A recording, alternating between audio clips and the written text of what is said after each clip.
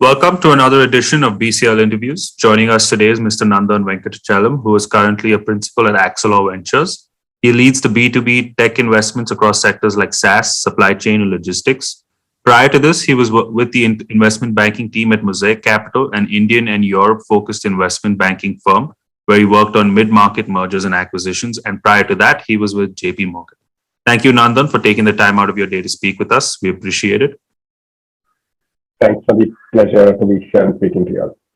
And so if you're ready, we can begin with the first question. Sure. I wanted to ask you about the startup world today. What are the trends in the startup world and what kind of sectors are gaining attention according to you? Sure, Sandeep. So I think I'll set a high-level context in terms of where we are in terms of the market. Obviously, a lot of rounds happening, early stage rounds, late stage rounds. There's also the market being flush with liquidity thanks to some of the late stage rounds happening. So I think it's probably the best time to be an entrepreneur. I think that's the way I would put it or start this conversation with. It's the best time to be an entrepreneur, best time to think about the startups that you've always been thinking about, right? A lot of different ideas coming in, but more importantly, there's a lot of tailwind coming in from both the funding side, customers starting to adopt more kind of startup companies, etc. Right? So, having said that, market is obviously flush with liquidity. You have all these unicorns being announced pretty much on a weekly basis now. You have companies going public. All that leads to several millionaires being created, and millionaires obviously with their money they would want to invest and give it back to the ecosystem in some way or the other. So that's where all the angel funding capacity comes in from, right? Obviously growth stage rounds are happening as well, and all that is leading to a frenzy on the early stage, and we've seen it with an Axilor as well, where we are having to look at multiple deals at the same time, but the pace of the deals have increased, having to take decisions in a much faster manner, and also in a manner with sometimes limited information, right? So we're seeing that kind of velocity increasing from time to time, and largely that's where I want to enter this entire conversation with. That there's a lot of funding out there in the ecosystem. Good time to be building something. A lot of talent available out there in the market. And at the same time, newer and newer ideas coming in from entrepreneurs, people being second-time founders, having built out large categories, etc. in the past. Right? In terms of themes specifically, I would say that broadly there are two kinds of themes. One is building for India, and one is building from India for the global markets. I think that's the way I would put it across in a very short way.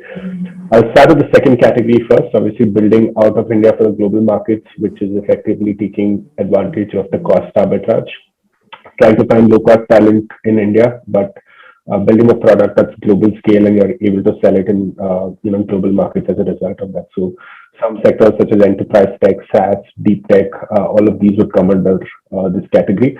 These have largely been evergreen sectors, at least for the last 3 to 4 years. We've not seen too much of a lull in funding, but if anything, the funding has continued to go up, and even the number of companies being founded in these segments continues to go up. Right?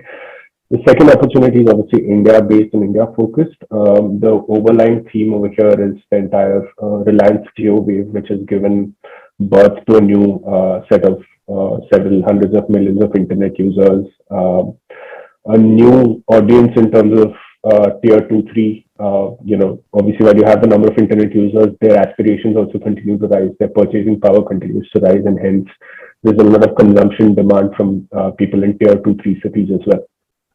So that's largely been the focus area for India-focused companies or startups building for the India markets. And this doesn't necessarily have to be just on the consumer side. There's also the B2B angle to it, where you have SMBs adopting digitization tools, tech tools, as a result of the entire wave of internet digitization, etc. So within these, we look at 2-3 subcategories. Obviously, there are content companies, there are a lot of them like ShareChat, etc., obviously, which have gone on to raise large rounds, but you're seeing newer and newer companies coming in within these niches itself. For example, within Axilor, we've taken, I think, 3 bets over the last 12 months or so, trying to ride on a new wave of consumer content companies. Obviously, we've done companies like Headphone on the audio side. More recently, did an investment called Loco, which is on the esports and streaming side of things as well. So seeing a new batch of content companies being created as a result.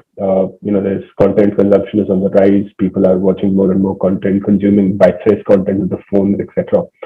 On the other side, you have sectors like edtech, which are obviously hot right now, but they also picked up steam over the last 12 months or so, thanks to the entire lockdown, students being at home, wanting to learn, via their phones, tablets, computers, etc. So we're seeing the entire edtech wave, not just hitting tier one markets, but also tier two and three markets, right? So that's largely on the content side of things, but there's also sectors like e-commerce, D2C, etc., which have taken a new wave altogether over the last 15, 20 months or so, especially on the D2C side, where you're seeing an emergence of new challenger brands coming in, looking to disrupt the traditional FMCG, CPG segments across different categories and a lot of products that we've not seen out there in the market before. So that's taking over. Thanks to that, the entire logistics and fulfillment functions are having to scale up as well to cater to all kinds of demand out there in the ecosystem.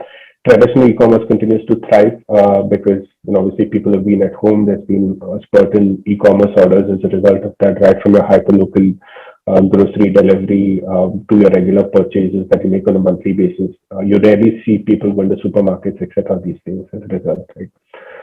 The third wave, I would say, is a combination of these two. I would call this as a hybrid wave, which is a combination of companies building out for India markets as well as companies building out for global markets, right?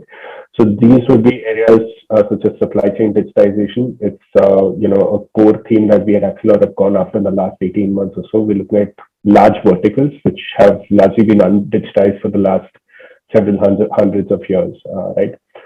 You have at best some pen and paper digitization. At best, people have moved to WhatsApp, but there's no formal mechanism for digitization as such. So, seeing a new wave of supply chain companies building out for these markets, effectively looking to digitize the supply chain and bring in a layer of B2B commerce to this entire piece, right? So that can obviously be India focused, but it can also be global focused where you start exporting goods and products and things like that. So you have this hybrid. Obviously, you have the B2B and then you have the B2C side. There are certain COVID-induced themes. For example, sectors like healthcare, certain aspects of healthcare have taken a hit because of COVID. Where hospitals have been occupied with COVID patients, etc. So there's been no room to do much else over there. But there are sectors which will bounce back as a result, and there are also sectors within healthcare which have thrived as a result of COVID. Obviously people being locked down at home, the entire mental health piece came into focus very sharply. So we've had a lot of startups going after areas such as that, which are very important problems to solve if you look at it from a larger picture. So some of these, I believe, are COVID-induced themes, but largely evergreen themes in our view as we enter the market. I see. Okay. With respect to what investors are looking for in companies today, I mean, what is important to them in terms of, is profitability gaining prominence? Are break-even points becoming shorter? How does one pitch to an investor in 2021? Right. So there are two parts to your question. So obviously, how does one pitch to an investor in 2021? I'll start off with that. I'll come back to the profitability question a bit later.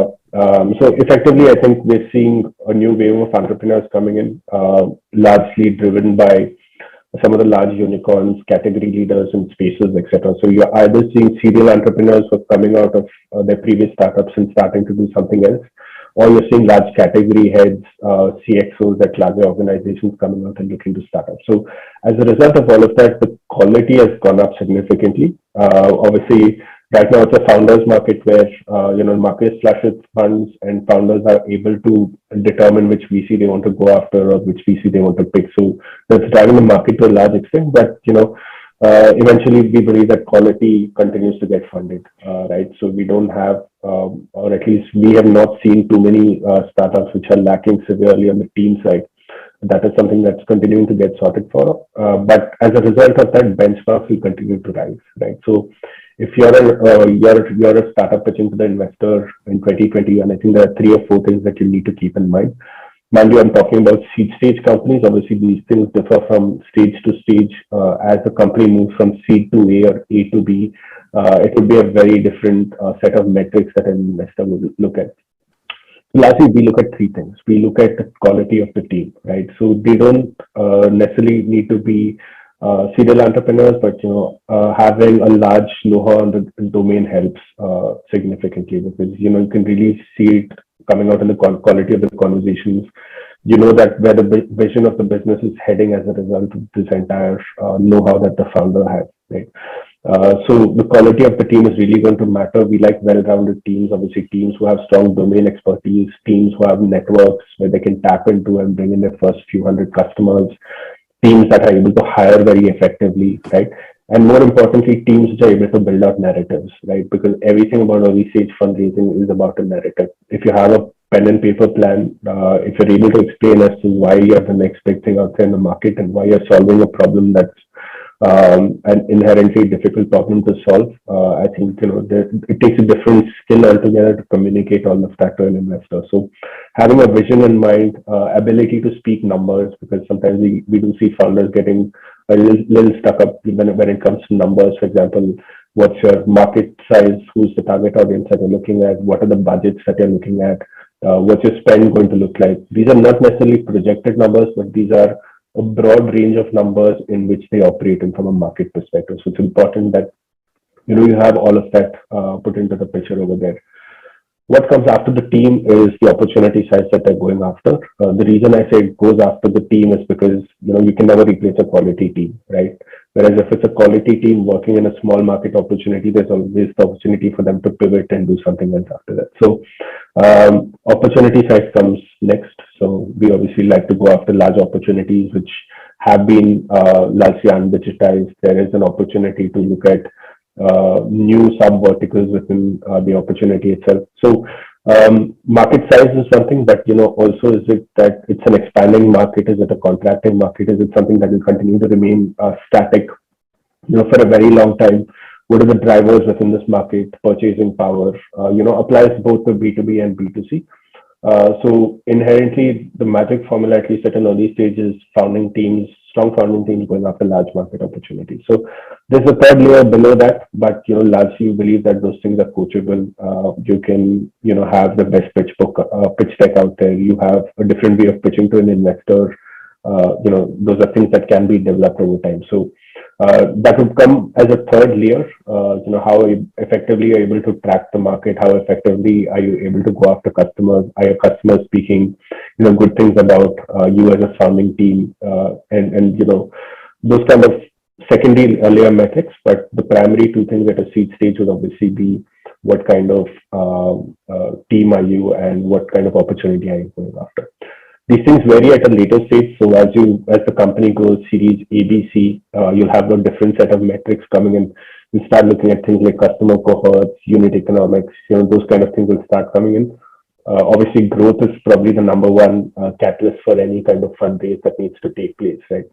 Because if there's no business growth, then typically there's no conversation whatsoever. So these kind of metrics come in at a later stage. But what we do effectively as a seed fund is taken all the Series A inputs or Series A fund inputs, so the metrics that they look at, and effectively start measuring those for our companies from day one, right? So all of this effectively flows back into the system. So we have a scenario where some of the Series A funds take feedback from the late stage funds and feed it back into their portfolio companies, and that's exactly what we do at a seed stage as well. Coming to a second point on whether profitability is gaining prominence, I think we've seen 2 or 3 waves of the entire startup life cycle, right? So you had the entire 2013 to 2015 wave where there was a lot of capital flush in the ecosystem, but into high burn models where there was no focus at all on unit economics. It was just about burning as much capital possible to go and get every possible customer out there. Whether the customer would be an active customer on the platform, a dormant customer, it didn't really matter at that point, right? But this wave seems to be very different. Obviously there's a lot of funding happening out there in the market, but there's also a lot of diligence being done in terms of unit economics, contribution margins. Those are things that were not too much of a talking point in the first wave that we effectively saw, right? So it's been a combination of feedback coming from late stage funds, but also you had this entire, COVID-induced cash burn cutback that happened over the last year, 12 to 15 months or so. So as we hit April 2020, March 2020, as we went into lockdown, the first thing that founders had to do was to find a way to cut costs. Obviously, a lot of layoffs, etc., happened, but there's a sharp focus coming in on unit economics, profitability, or at least breaking even, right? So that's a DNA that's kind of been built into founders. Sectors that didn't see too much of that ended up suffering and having a lot of mortality from a startup perspective.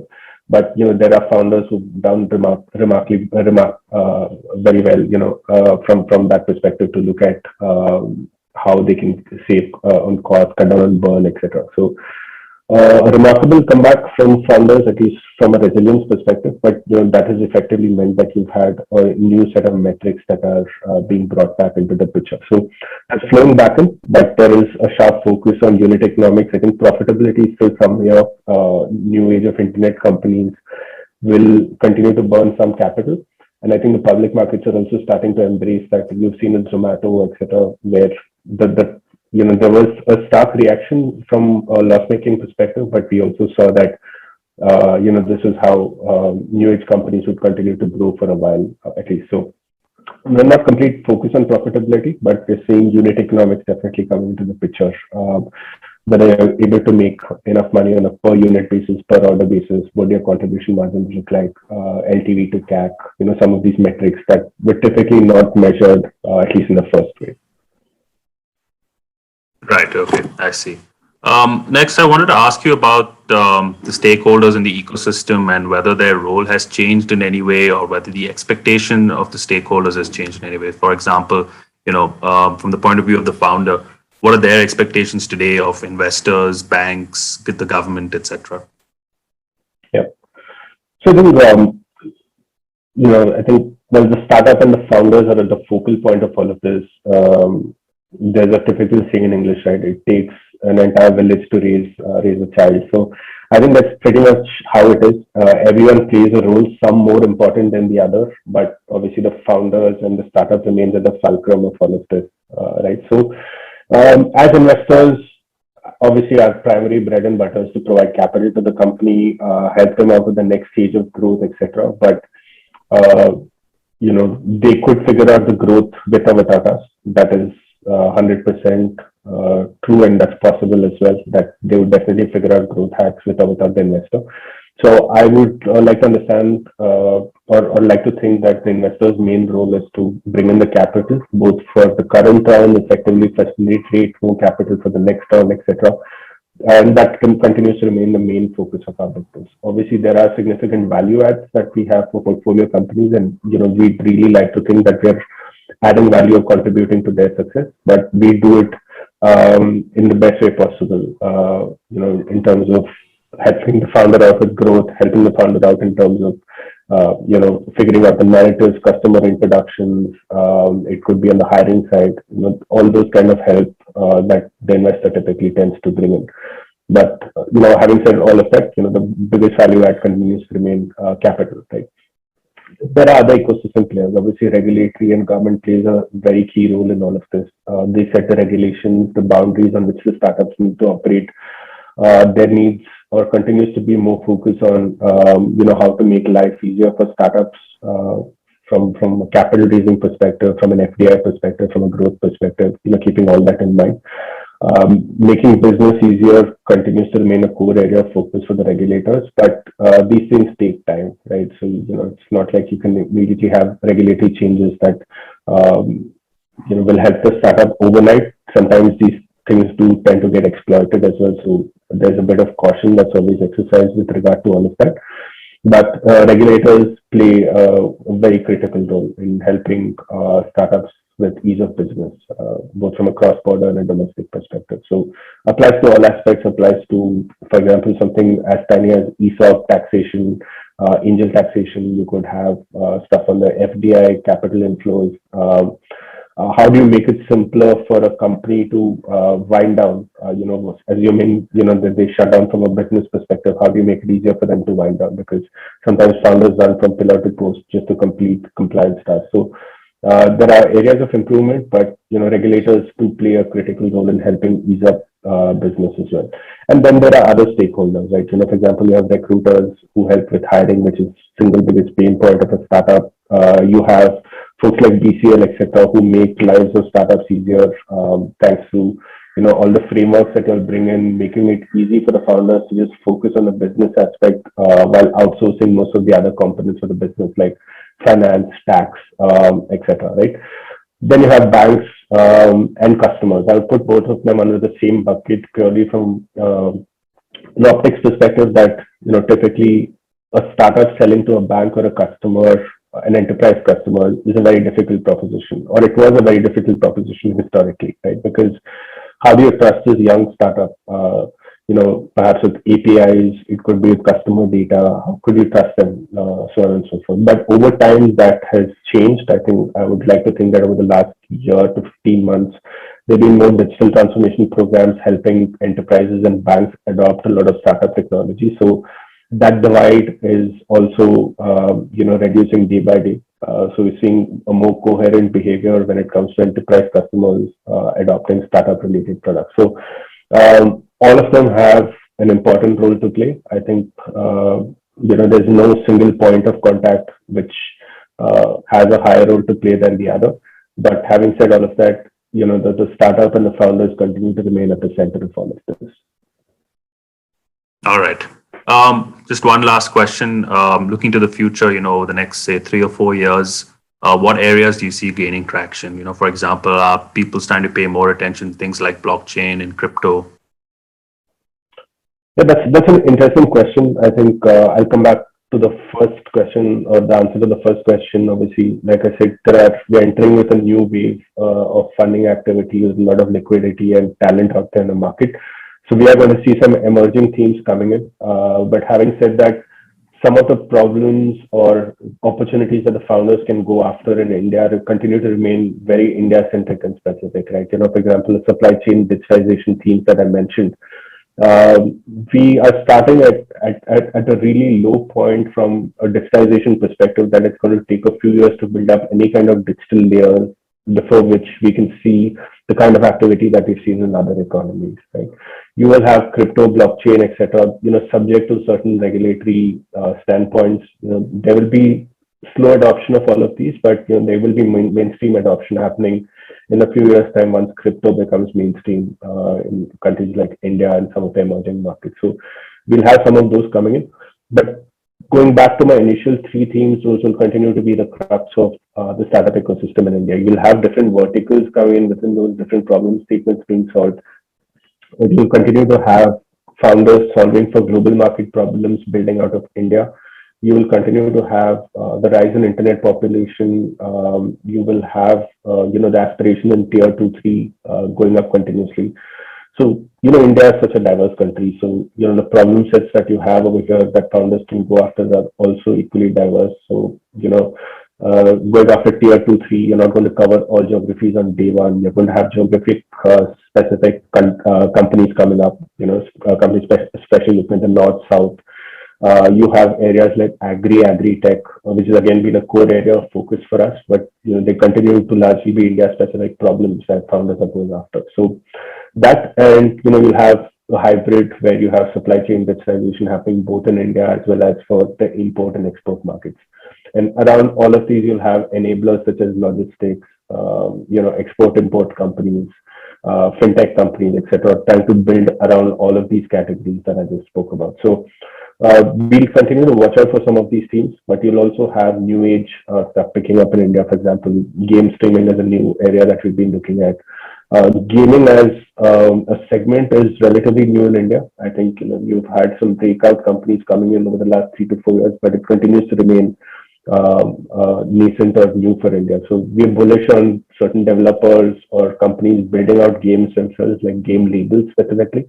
So that's a new area of opportunity. EdTech will continue to thrive.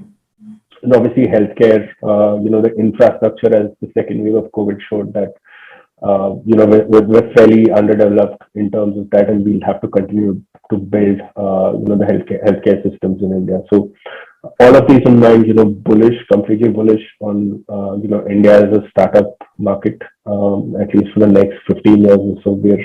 I'd like to believe that we're where Silicon Valley was probably in the early 90s or, mid 90s. So still a long way to go, but completely excited about both the existing opportunities and the emerging opportunities that are expected to come out of here. Okay, great. I think we've covered everything we wanted to cover, Nandan. Once again, thanks for taking the time out of your day to speak to us. It was a fantastic conversation. Thanks so much, Sandeep. Pleasure speaking. Thanks. All right, see you then.